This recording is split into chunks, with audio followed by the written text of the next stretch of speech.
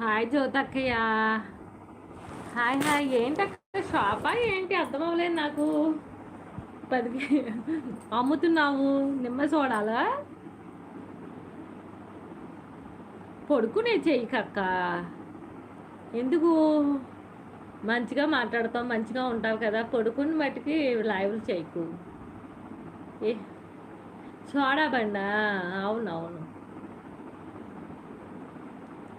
చక్కగా చెయ్యి. ఏ ఈ మధ్యన ఏమొస్తాయి? ఆ లైవ్లు ఎక్కువ చూసేస్తున్నారని ఎందుకు అయ్యారంటి? ఏ మనీ మనకి అవసరం లేదు, గౌరవం ఉండాలి.